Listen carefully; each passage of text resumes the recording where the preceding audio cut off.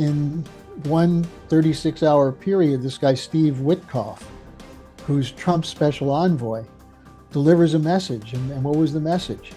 Trump said there's going to be hell to pay if this war is continuing when I get inaugurated. The second thing he did, and people may not have seen this, he put up on Truth Social a clip of Jeffrey Sachs. And this, according to people in Israel, completely freaked out Netanyahu, because Netanyahu thought he had Trump in his hand. So then Witkoff comes over there, and they say Witkoff is not a diplomat, not a negotiator. He's a tough guy. He came with a message. Essentially, he said to Netanyahu, we're going to make you an offer you can't refuse.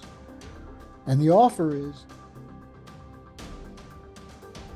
Watching Capital Cause, my name is Danny. Today's guest is Harley Schlanger from the Schiller Institute. Harley, thank you so much for coming on for the first time, my friend. Well, it's good meeting you. Yeah, likewise. We were chatting it up on off camera, and I just thought let's just hit record and get some of this good stuff on tape here. Harley, let's kick it off. For people who may be coming across you for the first time, who is Harley Schlanger? You are a board member of the Schiller Institute. You were a spokesperson for Lyndon LaRouche for about 20 years, towards the end of his life there. Tell us about how you got here, and then we can kind of dig into some current events. Well, basically, I came out of the late 60s, early 70s anti-war movement, and LaRouche was very prominent in that. But what LaRouche was saying to us was, being against war isn't hard. Having a solution for it is harder. And what you have to look at when you look at the problems of wars is, why are we in these wars? What's the objective? Who's pushing it? And from that standpoint, then you can figure out how to solve it. So we became very active during the period of Nixon and then Ford, Jimmy Carter. LaRouche was brought in by the Reagan administration to do certain things on national security. So we've been around. We've been in a lot of fights. As I told you before we came on, the original attack on LaRouche was run by Henry Kissinger, and then Robert Mueller in 1987, when he was still a young prosecutor, was assigned the LaRouche case in Boston. So we have an idea of who's who in the so-called deep state, and have not been afraid to point fingers at them and discuss what their policies are. So that's what I've been doing for many years. I moved to Germany about 7 years ago. We have an organization here.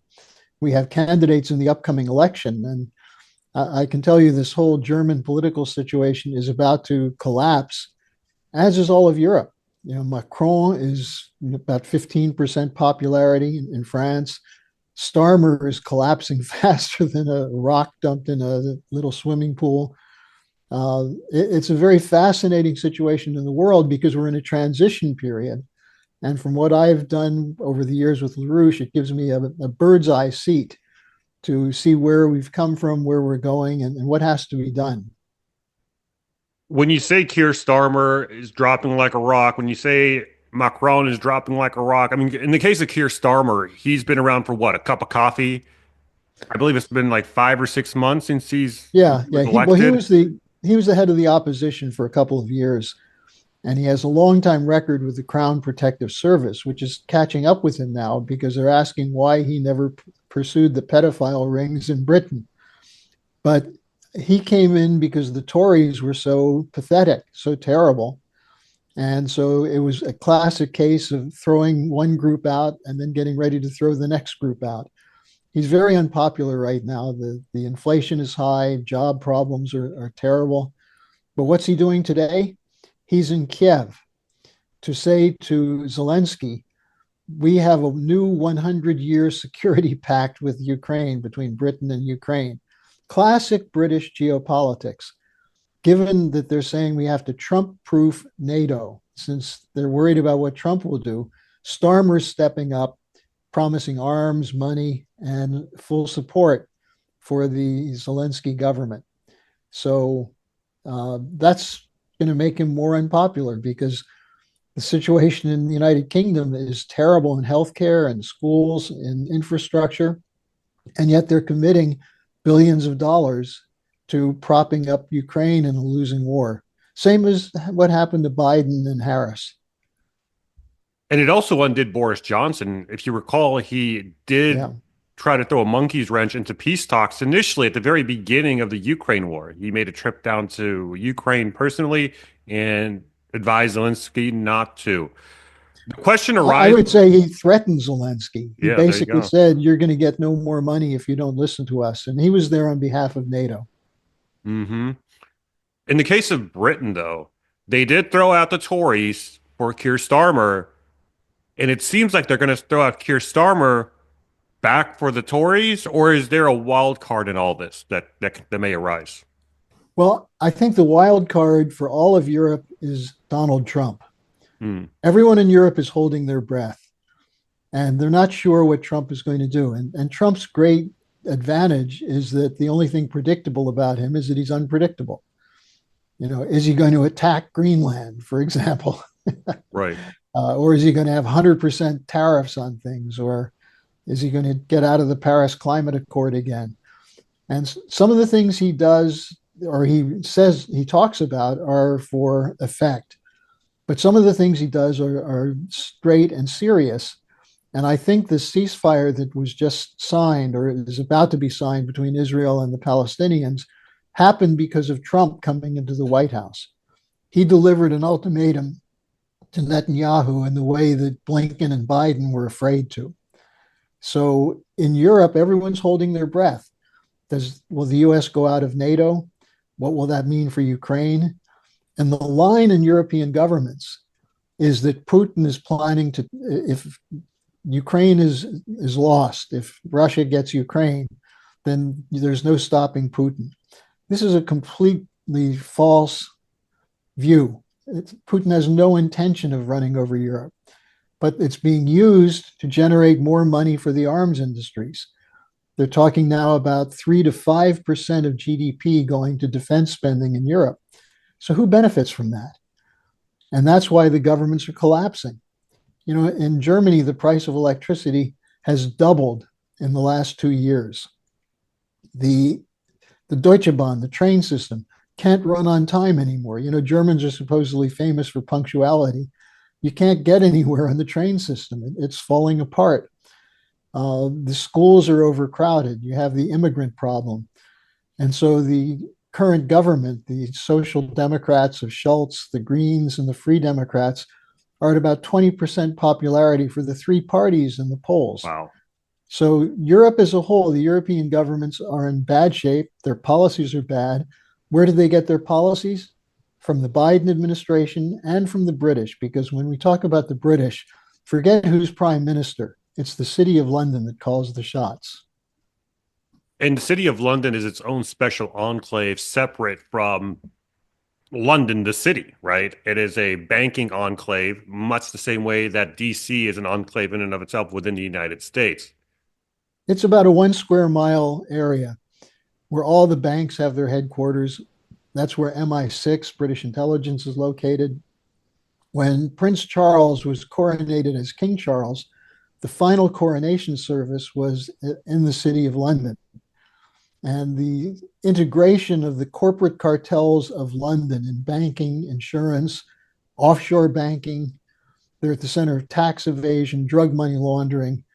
This was what the petrodollar agreement was. Everyone thinks it was for the Interesting. US, but Kissinger signed it with the Saudis with the idea that the money will mostly be channeled through the city of London. And the Bretton Woods system until recently was a total dollar system, but much of the dollar final transactions were mediated through London. The global derivatives market, which is somewhere close to $2 quadrillion, is handled by the banks of London primarily. So that's where a lot of the power comes from. And they have the tradition of the empire, the geopolitical doctrine. And, the Americans have been pretty much at least allies of that, if not subordinates to that, since the end of World War II. How are the Americans subordinate to it? For those who may not be privy to the history there. Well, this is a long story, but I can give you the short Sure. version. In May 1982, Kissinger gave a speech at Chatham House. Chatham House is the head of center of British intelligence, the Royal International Affairs Institute. And what he said is, as Secretary of State, I took my lead from the British. I Mm. worked on British papers. I briefed you before I briefed my staff. Now, who was the person after Kissinger? It was Brzezinski. Brzezinski's whole idea of funding Islamic terrorist movements to try and break up the Soviet Union came from a guy named Bernard Lewis, who was a British Arabist. If you look at what happened with Bush in the first Gulf War, Margaret Thatcher came to the United States and told Bush, go into Iraq, go fight. She said in her autobiography, I stiffened his spine. Then the role of Tony Blair and Sir Richard Dearlove from MI6 developing the weapons of mass destruction intelligence that led to the invasion of Iraq. The Maidan coup in Ukraine was Victoria Nuland working side by side with MI6 networks. So the British have embedded networks everywhere. The final example of this is Syria, because who was it who insisted that Assad was using chemical weapons? It was the British, the same ones who said Putin is poisoning all his opponents. There's a very powerful British intelligence operation that's very well funded when everything else is falling apart there. And this goes back to the end of World War I, when something called the Council of Foreign Relations was set up. And it was set up by the people from Chatham House during the Versailles Conference so that the American interest and the British interest would forever be seen as the same. And that's what the special relationship is.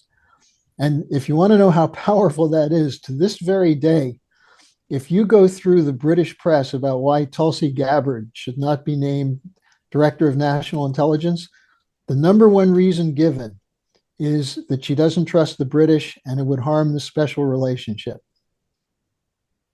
Fascinating.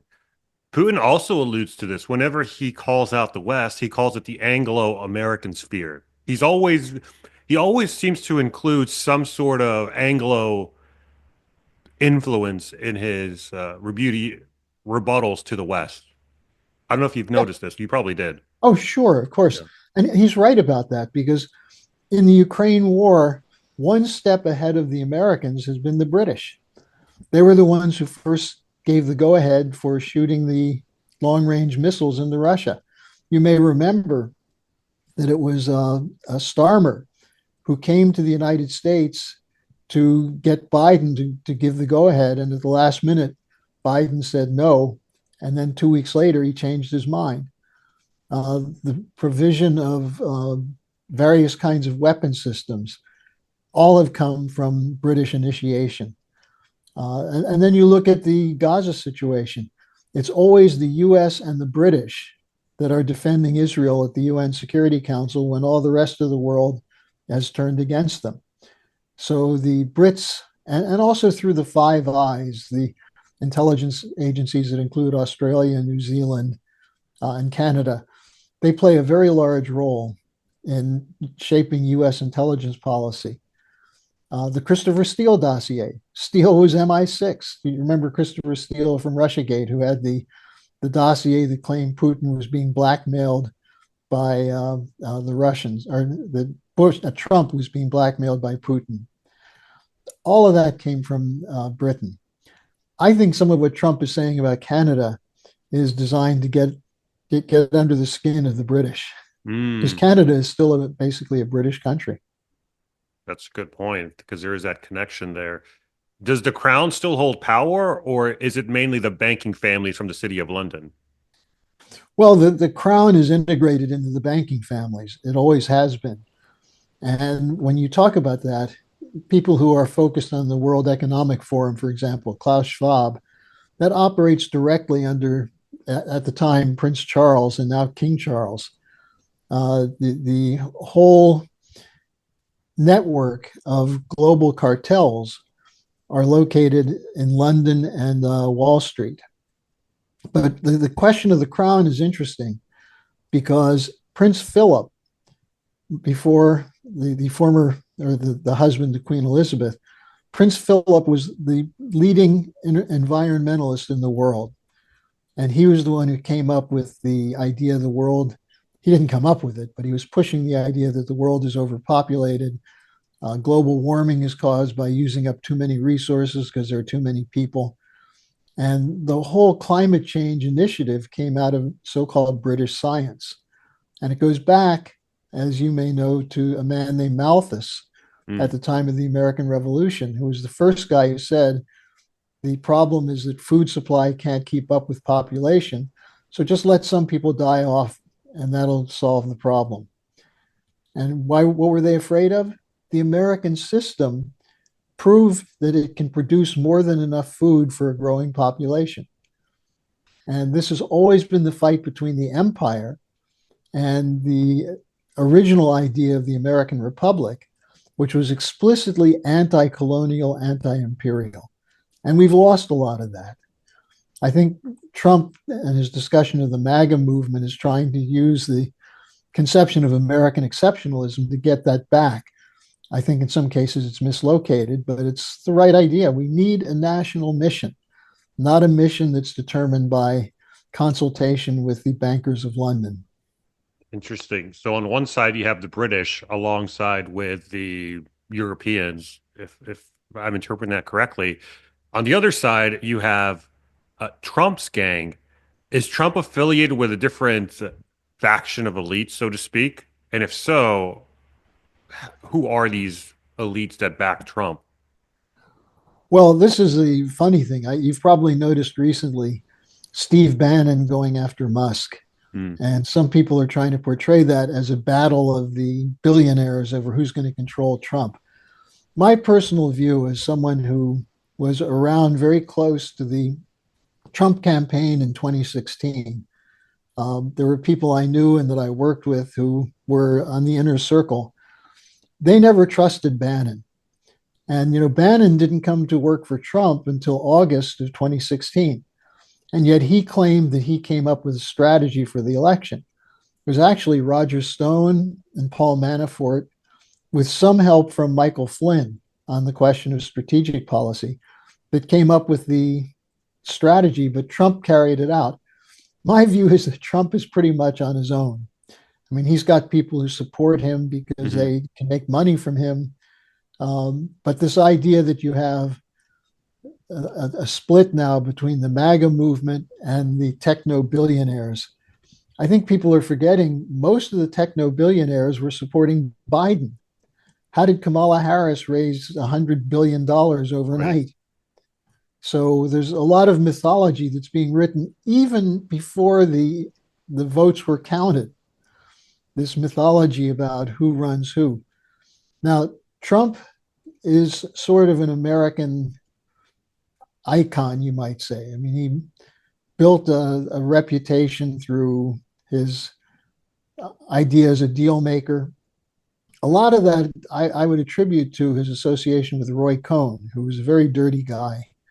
I don't know if you're familiar with Roy Cohn, but he was an attorney. He worked very closely with Joseph McCarthy. Um, he was a bad guy, but he was a ruthless guy. And Trump got a lot of his ruthlessness from Roy Cohn. But in terms of what he represents, I know there are two things that drive him. One is to make money, but the other is to make sure there's no nuclear war. Most people don't know this, but his favorite uncle, his father's brother, was a nuclear physicist who was involved in the original creation of the atom bomb, the Manhattan Project. And his uncle always told him, we must never have nuclear weapons. We have to get rid of them or we're going to wipe out humanity. So I think when Trump talks about not wanting to go to war, it's a real intention of his. And we shouldn't take it lightly. And that's why when Biden was pushing initially for using these long range missiles for Ukraine to attack Russia, there were people in the military who came out against it. And those are the people who Trump will work with. And if you look around, you see people like Douglas McGregor, Colonel McGregor, who's very prominent on the social media, who was a deputy assistant to Trump's last Secretary of Defense. And McGregor is the kind of military man who says we should never have war. as opposed to some of the paperclip generals who are always planning the next war, how to win a nuclear war, for example. So I think my personal hope is that Trump learned something from his first term and that he's got advisors he can work with and trust, as opposed to the three generals or people like Bannon or Bolton, the war hawks. So, in any case, what I can tell you, Danny, it's going to be very, very interesting. And what we're doing, what the Schiller Institute has been insisting on, is we need citizen activists. That what Trump showed is that people will respond to a fight, but they don't stay in the fight. They then sit at home eating popcorn, watching the news, watching sports, hoping things will take care of themselves. They won't. If the people don't stay mobilized, the same crowd of whether it's left wing or right wing, it doesn't matter, they're the same. It's a uniparty, for example, in Washington. And we'll have more wars. We'll have bad economic policies unless the people are involved. And so what LaRouche always insisted on is don't trust a leader, elect yourself, become part of the citizen army that makes policy. And that was the whole idea of our republic at its founding. Yeah, totally. It starts from the bottom up. I want to get your thoughts on some of these cabinet picks, namely Pete Hegseth. He did have his big hearing the other day. What do you make of this guy? He's a former Fox News host. There's clips of him going around spewing this Ukraine war propaganda, spewing, this hawkish Iran propaganda. Is it a good idea to put? Yeah, the United Arab Emirates, Saudi Arabia, all of these countries were going to become part of the BRICS. The Saudis dropped the petrodollar agreement in the middle of this war. Iran and Saudi Arabia, through the intervention of China, gave up their enmity against each other and became friends. They once again became partners. So this is part of this global shift that's going on. So Biden didn't want a solution in Gaza. It's not that he's likes to see dead Palestinian kids. It's that he doesn't think about that. Now, Blinken is, in my opinion, a soulless robot who can be wound up to say whatever they want him to say. But the fact that he claims he was trying to get this agreement for 16 months and couldn't do it. And then in one 36-hour period, this guy, Steve Witkoff, who's Trump's special envoy, delivers a message. And what was the message? Trump said there's going to be hell to pay if this war is continuing when I get inaugurated. The second thing he did, and people may not have seen this, he put up on Truth Social a clip of Jeffrey Sachs. Mm-hmm. Now, Sachs is not ordinarily associated with Trump. They're sort of in different universes. But the clip that he put up from Sachs was where Sachs referred to Netanyahu as a dark bastard, as someone who can't be trusted, who's actually opposed to American strategic interests. And this, according to people in Israel, completely freaked out Netanyahu, because Netanyahu thought he had Trump in his hand. So then Witkoff comes over there, and they say Witkoff is not a diplomat, not a negotiator. He's a tough guy. He came with a message. Essentially, he said to Netanyahu, we're going to make you an offer you can't refuse. And the offer is, after this deal, if you need help fighting terrorists, we'll still be there to help you. But you've got to stop this war right now. And I think that's what happened. Now, the details are not out there yet. We'll see it over the next few days. But I think Trump prevailed where Biden had no intention of ending this confrontation. Who is the real winner out of this? I see both sides claiming victory. I see Israel claiming victory. I see the Axis of Resistance claiming victory. The United States claiming victory. Who really won in all this? If you even have a winner at all, considering everything that's happened. Well, the losers are obvious. The Palestinians suffered enormous damage, and the killing of so many children and the fact that the West tolerated it, that there was not a more immediate reaction against it, means that the US was also a loser. In the eyes of the global South, and I do a lot of interviews in countries like South Africa, Algeria, Nigeria, Brazil. They people call me to find out what U.S. policy is, and what I can tell you is people in those countries are disgusted with U.S. complicity in the genocide in Palestine, and so the U.S. is a loser. The Europeans are losers. Uh, are there winners? Well, Netanyahu is going to claim victory. He's going to claim that they got rid of the leader of Hezbollah. They did serious damage to the terrorist enemies of Israel in Syria, getting rid of Assad, getting rid of Nasrallah, all the Hamas people they killed. Does that make Israel more secure? I don't think killing children makes a country more secure. And the question, if there's going to be peace, it's going to come from what was tried by Rabin and Arafat in the early 1990s, which was the Oslo Accord, which had an economic annex, which was about Israel helping the Palestinians build an industrial base to have a self-sustaining state.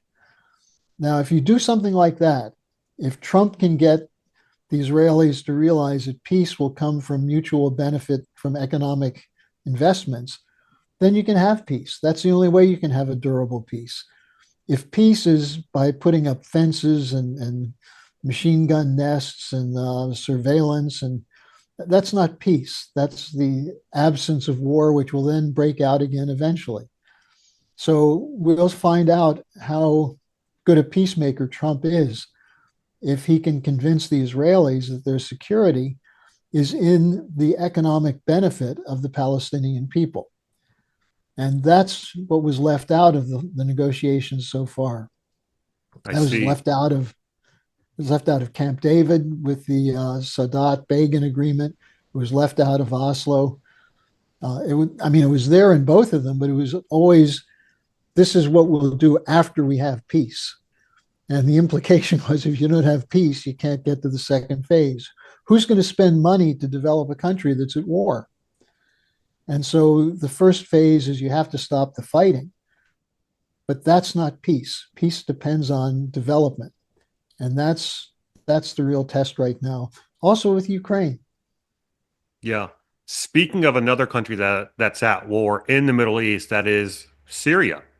What do you make of the current situation in Syria? You do have the Turks occupying the north, Israel occupying a significant chunk of the south, America supporting the Kurds. What's your analysis on the current state of Syria? Hey guys, quick pause. As you know, we are big proponents of physical gold and silver on this channel. However, the conundrum often arises, where do you put it? Do you put it in an above ground safe where it becomes a target for burglars, intruders, etc.? Or do you bury it underground? This is where Dirty Man Safe comes in.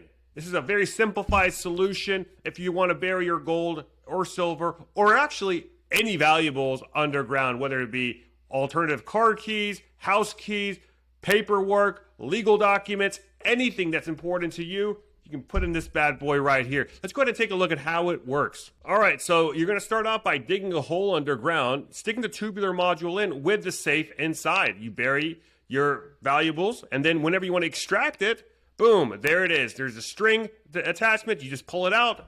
Bada bing, bada boom. Check it out here. You have 3 different sizes: the girl safe, the man safe, and the old man safe, depending on how much you want to store in this thing. All about distribution. You want to diversify where you put your valuables. You don't want to just put them all in one place. And for more information, also click the link down below. All right, guys, let's get back to the video. Well, again, this is a longer question, but let's look at where this comes from. This goes back to what's called the Islamic Card, which was Brzezinski.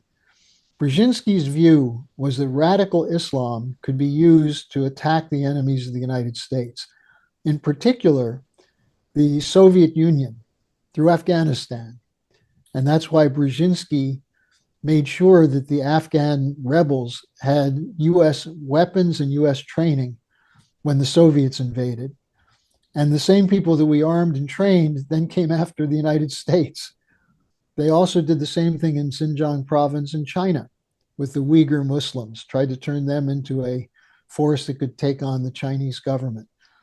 Now, the result of this is that the United States and the British were the creators of Islamic terrorists. Now, that doesn't mean that there aren't Muslims who looked at what was happening in the Middle East and said, we've got to go do something to these bad guys who hate us. But they were organized and coordinated from outside the Arab world. And in Syria, if you look at who the moderate rebels that Obama started supporting in 2011, they were from Chechnya, they were from Libya, they were from all over the Middle East. They used the Kurdish situation as one of the typical divide and conquer. And so this is British geopolitics. You pit tribal leaders against other tribal leaders, different ethnic groups, religious groups, sects. You put them all at each other, and then what's the solution? The big guys from the West have to come in, make sure the oil flows, make sure that the transportation continues, and that the West gets its cut, the biggest cut. So that's what we're dealing with when it comes to Syria. You know, this HTS group was called al-Nusra, but before that it was Al-Qaeda. This guy Al-Jawlani was a head chopper with a $10 million price on his head. All of a sudden, he's looking like Zelensky. You know, he's been adopted as our man in Syria. Yeah, I mean, he's Zelensky with a beard. Well, it's very much, if you look at some of the pictures, you can see the connection. And what are they trying to do? Syria as a nation has been destroyed. The one thing that Assad did, and I don't buy all this stuff, you know, Assad did have people in prison. Many of the people in prison were the head chopping terrorists that were killing Syrian soldiers. The unpopularity of Assad had to do with the US sanctions, which were starving Syrian children. Just as Madeleine Albright's sanctions in the 90s in Iraq killed 500,000 Iraqi children. And when Albright was asked about it, she was asked, was it worth it? And she said yes, because it brought down Saddam Hussein. So this is the same, this is a repeat, the sequel over and over and over, that you use so-called moderate terrorists. And by the way, General Flynn, Michael Flynn, when he was head of the Defense Intelligence Agency, blew the whistle on US arming and training of terrorists in Syria when Obama was calling for more money for them. That's why Flynn got fired. That's why he ended up going over to Trump in 2016. So there are people who are fully aware that this is going on. And so what was the problem in the Middle East?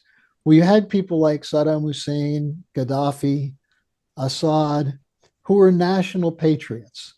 I'm not saying they were the greatest guys, but actually, these were societies that had better treatment of women than our allies like the Saudis.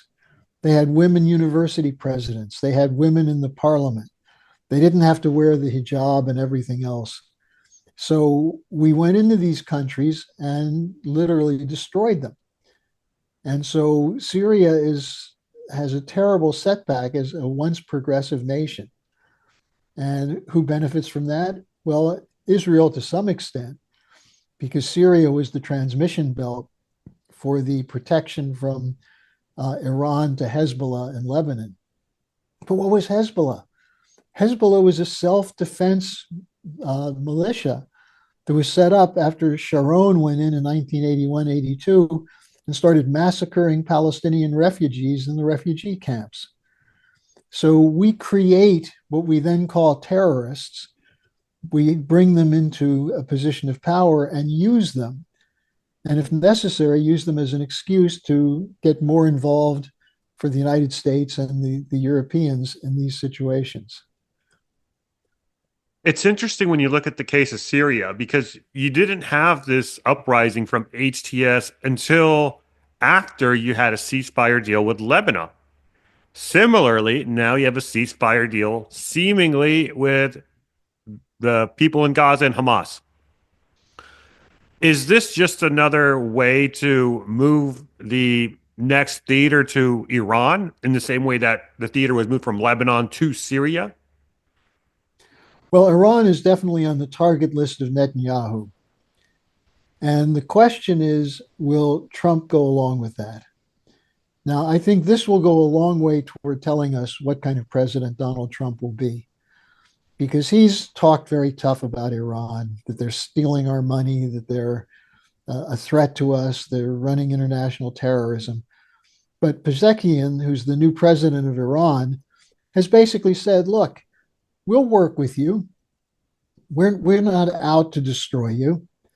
And so the question is, will Trump prioritize a discussion with the Iranians, or will he allow Netanyahu to pull us into a war? Now, there's something that was developed in the early 90s by Paul Wolfowitz. You know who Wolfowitz was, Hmm? the original neocon, Project for a New American PNAC. Century, and so on. It was called the breakaway ally scenario. And what it basically said, and this is typical neocon thinking, let encourage the Israelis to launch an attack on someone, knowing that they won't be able to carry it out. And then they'll call on us to come in and finish the job. And this is breakaway ally scenario in terms of Syria and now in terms of Iran. If we get involved in this, you have to realize Iran is actually a very large country in terms of population. It's not an insignificant potential enemy because it has the potential to shut down the Straits of Hormuz, the Persian Gulf, and cut off a lot of the world's oil supply. Now, some people say Trump wants that to happen to have more markets for American oil and gas. I don't think that's the case. I'm hoping it's not. I think he maybe has learned his lesson from having trusted John Bolton, who was another Iran hawk. Bolton was the one who screwed up the North Korea negotiations. You remember that? When Hmm. Bolton said to North Korea, if you give up your nuclear program, you'll get the Gaddafi treatment. So that was the message they got from him. So if Trump really wants peace, he can do it, but he's got to not listen to people like Elliot Abrams and Bolton and these hawks that are running around. Yeah. Let's shift over to the Hawks over in Eastern Europe. It seems like the Biden administration and the Zelensky administration have been doing everything they can to provoke Russia, striking Russian territory, slapping on new sanctions on Russia, thereby spiking the oil price. Is Putin is Putin going to let these actions fly, or is he going to hold the U.S. accountable by way of the Trump administration, even though Trump wasn't the one responsible for these provocations? How do you see relations between Russia, Ukraine, and the second Trump administration playing out? Well, if people haven't figured this out by now, they'll never figure it out. Putin has been remarkably restrained. In fact, the roots of the special military operation in 2022 were in the 1990s, the negotiations on NATO expansion, where Clinton promised Yeltsin there would be no NATO expansion.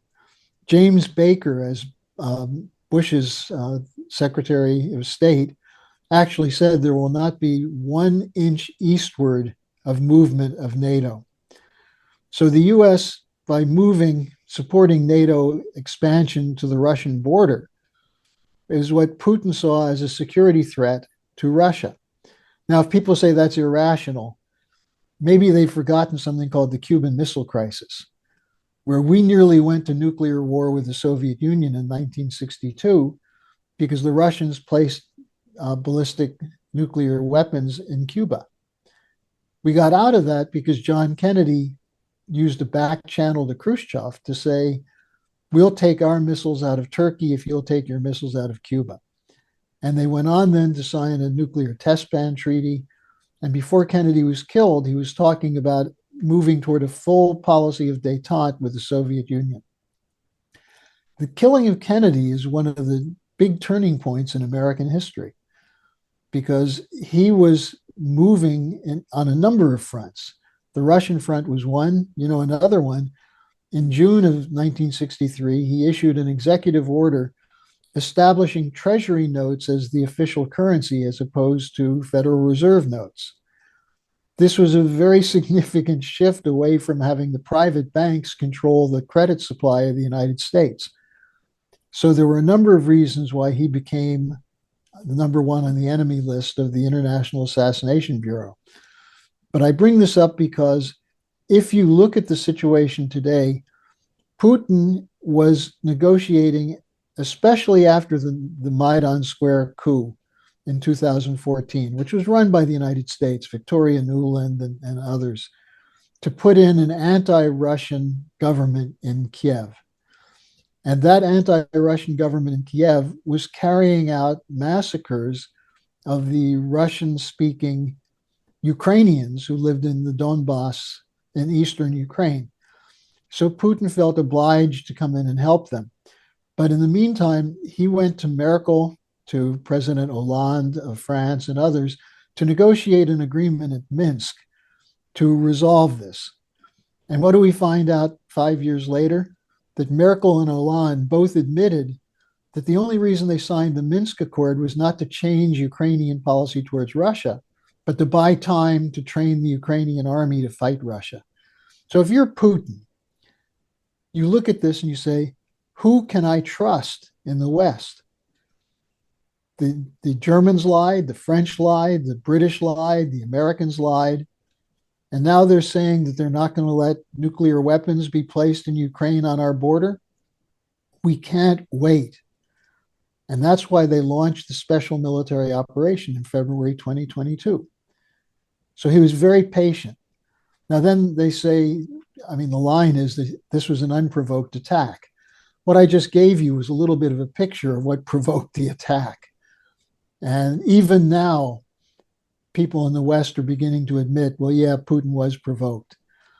But then what happened? They say, well, he intended to conquer Ukraine with 80,000 Russian troops. That's nonsense. What he wanted to do was to scare Zelensky to do exactly what Zelensky did, which was to go negotiate and sign an agreement. And then NATO scuttled the agreement. So Putin has been very patient. I think if there were a hardline Moscow military guy running the country, we would have had a nuclear war by now. So Putin is going to wait and see what happens when apparently Trump is going to be meeting with him sometime soon. I think they'll have some very tough negotiations because Putin is sticking to what he's saying. Ukraine must be neutral, no nuclear weapons. The territory that Russia already has taken will remain as part of Russia, Crimea especially. But if Trump accepts the idea of Ukraine not going to NATO, which he said he doesn't support Ukraine being in NATO, he is for neutrality.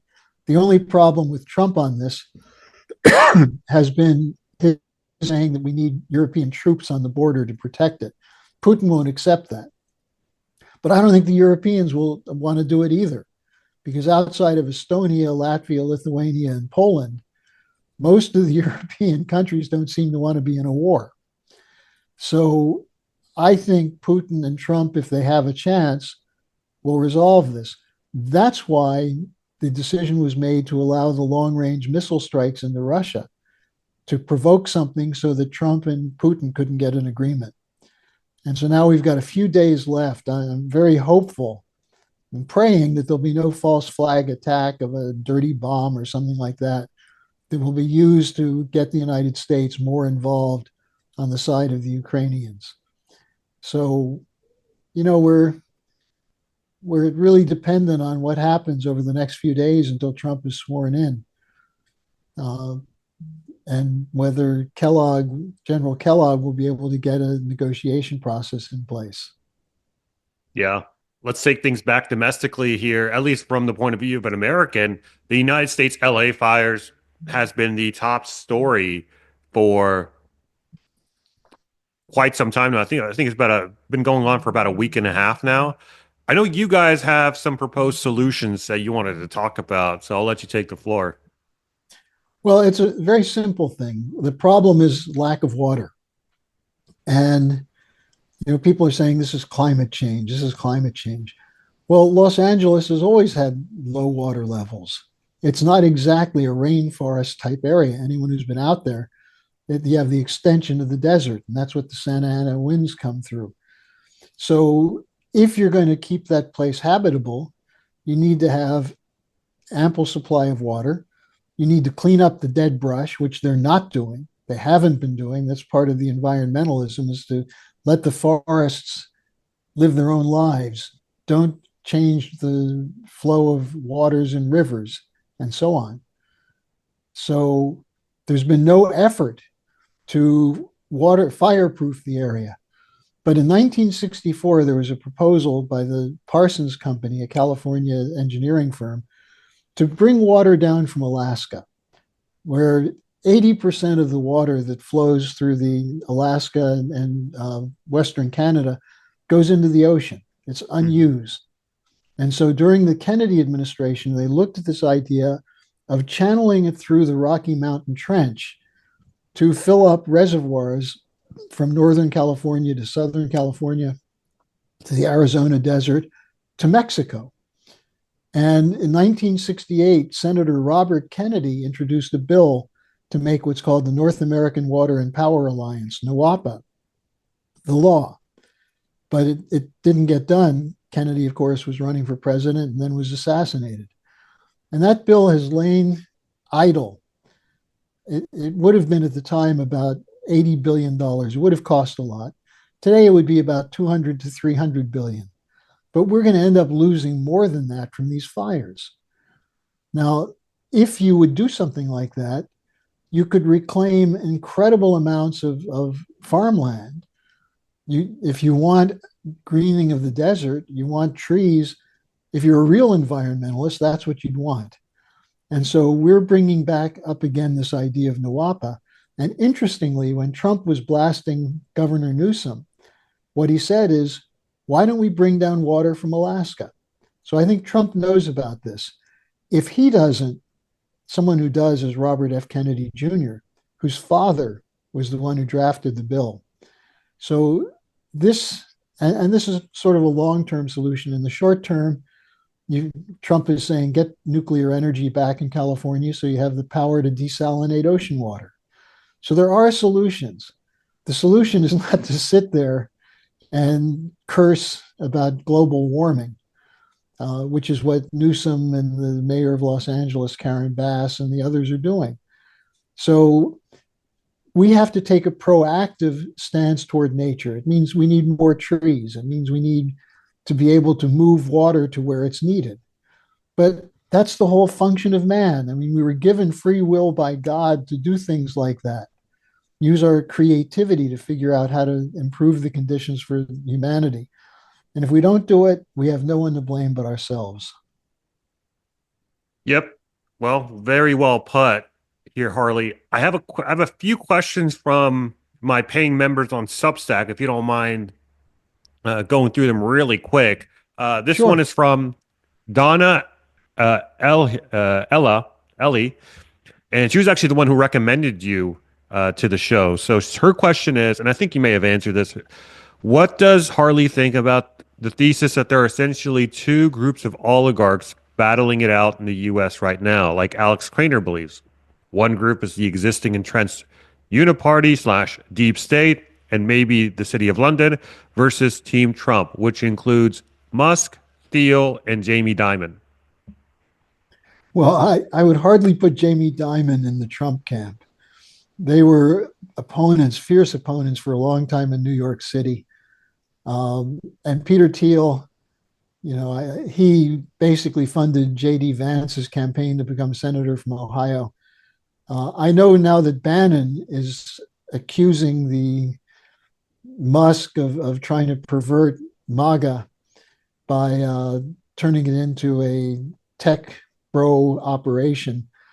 But I think, look, that you do have an oligarchy that runs the deep state. these are the bankers and the people at the top who then run the permanent bureaucracy in the especially the executive branch. And that's a problem, and Trump is going to address it, and they feel very threatened. On the other side, you don't have that many establishment types that have been with Trump. Some of them that went with Trump did so because they liked his tax cut policy the first time around. But the idea that there's a competing oligarchical group, no, I don't think so. I think what Trump is doing is trying to rally the American people around the idea of a national mission. And whether you call the mission Make America Great Again or whatever you call it, that's what he's doing. So I don't exactly see the people who voted for Trump and support Trump as oligarchs. The oligarchs will try and switch sides. That's how do you think they stay oligarchs? How do you think they pass their wealth on to the family? You're seeing it in real time with Zuckerberg. I mean, he went from supporting Biden last election to now bending the knee to Trump. So a lot of these guys are just chameleons. Well, Zuckerberg, Bezos, there's a whole crew of Yeah. them who do concern themselves with their own benefit first. Musk is interesting. I haven't quite figured him out yet, but he does definitely believe that you can use technology and human creativity to solve problems. Some of what he thinks, I think, is a little far out. But his Mars program, for those who know LaRouche, in 1988, LaRouche ran a presidential campaign ad called The Women on Mars, calling for a crash program to get to Mars in 1988. So there are some areas like that that I have a great deal of sympathy with Musk. But to say there's a competing oligarchy, as Steve Bannon is saying, I don't buy it. A lot of the tech billionaires supported Kamala Harris, and Bannon knows that. Hmm. The second question, I think you also may have answered it just now. If Trump is as isolationist as he seems at the moment, is he part of this trying to break away from the international bankers / New World Order and all of that? Well, I would say it's not so much isolationism, it's common sense to break from the international bankers, from the World Economic Forum. Their idea of the Great Reset is that you have corporate cartels over and above governments that act for their mutual interests. This is the old trusts that funded Hitler, the American and British bankers who funded Hitler in the early 30s because they wanted to use him to break up the Soviet Union. There's always been these kinds of oligarchical groups, but I think Trump represents something a little different. And the World Economic Forum Great Reset was this idea that you have technocratic economists who make the rules as opposed to elected legislators. And you see this, all of the talk about democracy, democracy, democracy. What happens when the people vote and the establishment doesn't like the vote? Like in Romania, like in Croatia, like in Germany, they're threatening to overturn the German election if the Alternative for Deutschland gets a high vote. So they're not for democracy, they're for their own power. And I think what Trump has done is to try to develop a conception in the minds of people of how a republic functions. Because a republic is when the citizens act through their elected representatives to do things that are necessary for the benefit of the majority. Now, people sometimes who have power don't like that. But if you can organize the population, you can win. The problem is with big money controlling the two major parties, it doesn't matter which party comes in, they go with the same basic policies. Like the Democrats now are the party of war and censorship. That's a change. And so they tend to ally with neocons in the Republican Party. But I think what Trump demonstrated is that you can break that control. The question is, can you keep that momentum going to govern? And for that, I don't leave that to Trump. I say that's what we as citizens have to do. We have to stake out a policy and fight like hell for it. Very good. Last question here, Harley. And it is whether or not he thinks Trump will accept multipolarity, which seems inevitable anyways. or harm the U.S. economy further by trying to enforce U.S. hegemony? That is the biggest question. And that's what the my associates and I are working on because we've been advocating this BRICS alternative from the beginning because you can't have a world in which a small group of elite take the wealth from the rest of the world and leave the rest of the world in poverty and without any control. So the global south, you see emerging leaders. I mean, my favorite is the former foreign minister of South Africa, Naledi Pandor. When Blinken went to lecture her about why there's not more democracy for LGBT community in South Africa, she cut him off and she said, "Mr. Secretary, you may not know it, but we're a sovereign nation. Don't come here to lecture us and bully us to adopt your traditions." That's the attitude now in the global south.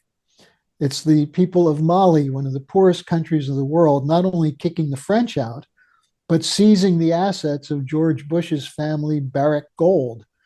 So we're seeing an emergence of the global south. Now, the corporate cartels in the West see that as a threat. I hope that Trump can be made to see, and maybe Putin can talk to him about it, or Sergei Lavrov, or Trump says he respects Xi Jinping, even though he doesn't always agree with him. Maybe in dialogue, he can come to see that for the United States to collaborate with the nations of the global south is win-win, that we can still get resources, but if we can help them develop, that will solve the migration problem. You know, for example, Nuwapa, if we make water available to Northwest Mexico, there's much less need for people in Mexico to come to the United States to survive. Same thing if we stop the wars in Syria and Afghanistan and in North Africa, there'll be fewer migrants seeking a safe place to live. So, this idea of working together for mutual benefit with the nations of the global south and the BRICS should be a no brainer. Someone's got to talk to Trump about it because he's had put in his mind that the BRICS represent a threat. You have to sanction them and punish them. That's not going to work. We saw them try to do that to Russia, and Russia has become stronger. So, again, it's a moment of great change in the world. It's very dangerous, but also there's a potential for the emergence of a new paradigm, which is not the World Economic Forum Great Reset, but one based on sovereign nation states working together. And that was the original idea in the minds of the founding fathers.